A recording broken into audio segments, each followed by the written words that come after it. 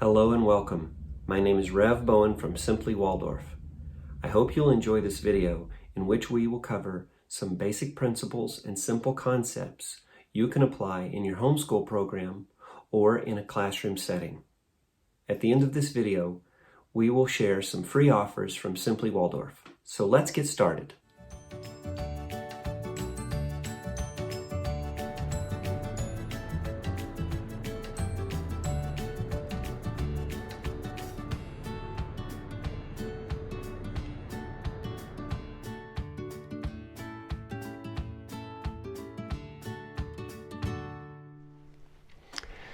You may have heard of something called the temperaments.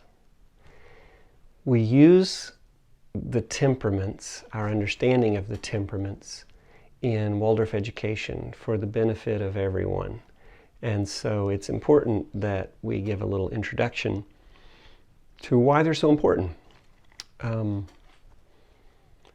They come from a very old sort of psychological understanding of the human being. In the medieval times, Middle Ages, there was something known as the four humors that even the doctors of the time felt were represented in the human form and in the types of illnesses that people would manifest.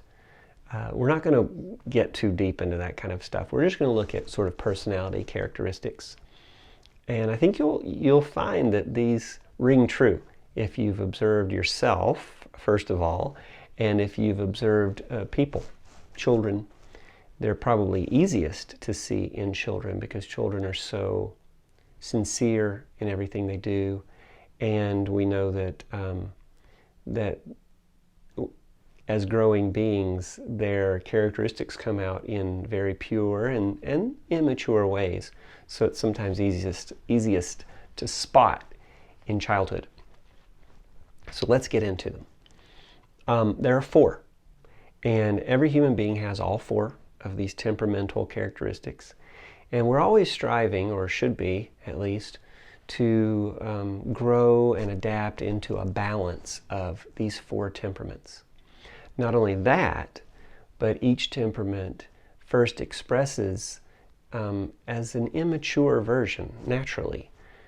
Just like a child that's learning to walk isn't as skillful as an adult, or learning to write isn't as good at writing as they will be later in life. It's the same with temperaments.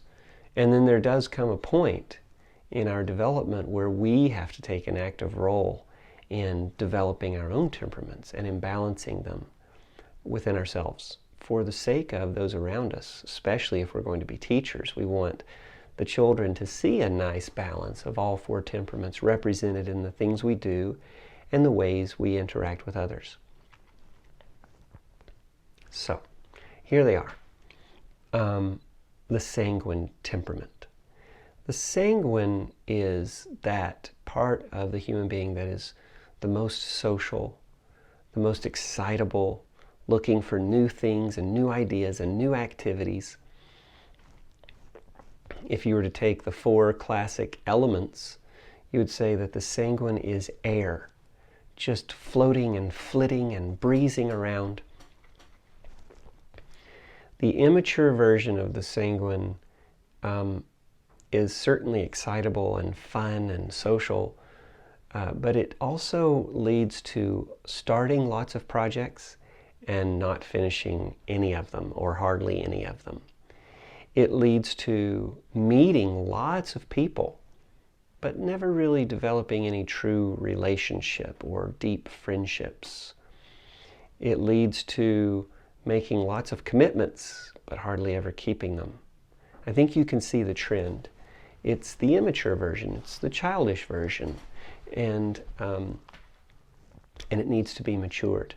So when the mature sanguine is developed, then this person brings a joy for living, excitement in the new, embracing new challenges and new ideas and new ways of looking at things. This person connects people and connects ideas and wants to see people working together and and developing all sorts of new and meaningful relationships. They breathe life into all that they encounter with their airness as a mature sanguine.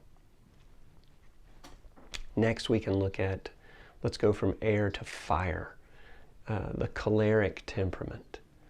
The choleric temperament is all about action, getting things done, being the leader. Really that's what it is. It's about that fire that burns in that person or that part of ourselves that really just knows this is what needs to get to be done, and they want to get it done. They have the vision and they have that impulse for action. They meet resistance and challenges and obstacles and relish overcoming them. Now the immature version will just bowl over others. With their fire, they just burn the house down. They burn bridges of relationships. They're very self-righteous. They only see their own vision. And when other people, maybe even people who were inspired by that initial vision of the choleric, when other people bring their complementary visions or ideas, the immature choleric doesn't see it. It just sees competition and wants to thwart everyone else. My vision alone is what's right. So that self-righteousness can burn through the possibility of real synergy. So the mature choleric becomes that real, authentic, necessary leader. They have a vision. They know how to rally people around it. They know how to pull people together to get things done, but they're also wise enough to lead in the right way. They lead by example, not by dictation. They know how to rally others and pull other people's ideas and impulses together so that there's a teamwork. Even if they're the leader, everyone has a role to play that's meaningful. And they certainly don't want to just burn down relationships out of some jealousy or fear of competition. They meet obstacles and help others meet obstacles. They get things done, but they get things done in the right way. So, great leader in the mature version, great leader. And if we go to water, the element of water, then we find the phlegmatic temperament. The phlegmatic temperament is all about comfort and rhythm and predictability. This is the part of ourselves that wants to be comfortable, that likes knowing what's going to happen over the course of a day or the week or the months, likes to plan and keep to those plans, likes to have habits and keep to those habits, likes for things to be in their places and keep them in those places, doesn't care for surprises, doesn't need a whole bunch of newness like the sanguine, really just wants to settle in and go that way in a very predictable rhythm. Now, in the immature version, that becomes pretty boring, and it can lead to the person being quite stodgy, resistant to new ideas, resistant to meeting new people, resistant to trying anything new, just very, very set in their ways and not flexible even when they need to be. That's the immature version. The mature version certainly brings that, because rhythm replaces strength. Rhythm is a good thing in balance. So they bring that sort of, you can count on the phlegmatic. When it starts doing something, it continues to do it. So they understand the need for comfort, for predictability, for rhythm. They really understand that. But they balance it with understanding that sometimes you got to try new things. Sometimes you have to adapt your old rhythms. And sometimes You have to look outside of yourself and be flexible for the sake of the group and for others. That's the mature phlegmatic. They're very comfortable people to be around, and so they're wonderful, a part of society and part of ourselves. They balance us. It's good to have habits, because habits always win. We may want to do something, but if we don't create a habit with it, then whatever our other habit was will usually prevail. This is why people try to set resolutions in the new year. They realize habits, creating new habits, is the way to go. Human beings are habitual creatures by and large. So the mature phlegmatic knows how to incorporate that. Lastly, we come to the earth element, and that's related to a temperament called the melancholic. The melancholic gets a bad rap because of the immature version. So the melancholic is a very contemplative characteristic. It observes the world for a long time. It thinks about things very deeply. It is not prone to act quickly. In fact, the immature version almost never acts because it's paralyzed by analysis. You know, that paralysis by analysis saying, it applies to the immature melancholic. Not only that, but worst of all, the melancholic is just absorbed in self-pity. They feel how hard it is to be in the world and all the little pains and difficulties, and they can tend to wallow in misery. And therefore, the immature melancholic, being quite inactive and self-absorbed in pity, is rather difficult to be around. They can be hard people in the immature version. But that's where they get the bad rap, because the mature version can transform those tendencies for the good. Now the mature version gives the necessary contemplation before action, weighs out possibilities, considers things from multiple angles, really tries to understand situations and other people.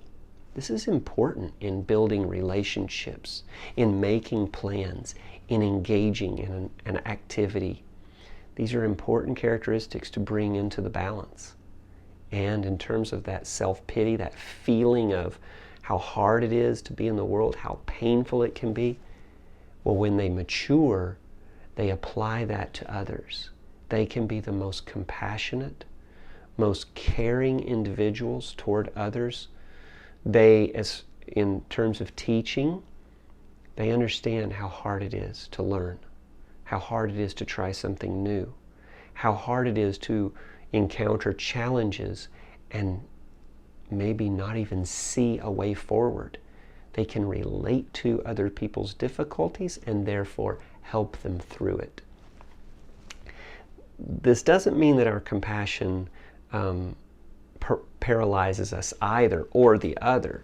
Sometimes it's necessary for the other to suffer a bit. It's hard to learn how to walk. It's hard to learn how to write, how to do math, how to do language work. All these things are difficulties. The mature melancholic understands that there is another side to the pain and suffering of running into these kinds of obstacles and struggling to learn. They know that the struggle is good, and that by working through that, we build our forces and become more successful, more skillful, and therefore in future life, when we encounter bigger and bigger obstacles, we have that bank of experiences that supports us in knowing that despite the difficulties and the odds may be against us, there are ways to move forward. So when we bring all four of those mature versions together, we can use them in all sorts of ways in our teaching. We can use them in our storytelling as the foundation of our main lessons. We can use them in how we bring math lessons. They relate to the four mathematical processes. We can use them in how we do certain pieces of art. We can use them in how we reenact parts of a story, certain characters in the story. On and on and on, we can see these temperaments show up in our teaching. And you'll surely find new ways to incorporate these as you live with these pictures of the temperaments and as you reflect. Most importantly of all, anything we're hoping to use to support our ability to teach is something we have to reflect on in ourselves. Just like that melancholic temperament that considers and contemplates how they suffer. By doing that, not forever, but by doing that process and then transforming it into understanding the other, they have insights that can be helpful in relating to others. It's the same with teaching. Only by understanding the struggle to do a math problem can we help someone who's struggling to do a math problem, and so on and so forth. So when we reflect on these temperaments and our own balances and imbalances, then we are able to help the student to recognize first in the student, how is she balanced in terms of the four temperaments? What are her strengths? Where is she perhaps deficient? How can I bring in some more of that phlegmatic rhythm and predictability to support her habit life? Or how can I bring in the air of the sanguine to build the excitement and the interest for this student, to wake her up or to wake him up? There are all sorts of ways to apply these temperaments. But we start with understanding ourselves, then we start to see those things in others, and by doing that we start to see more and more ways we can incorporate the understanding of the temperaments in our teaching.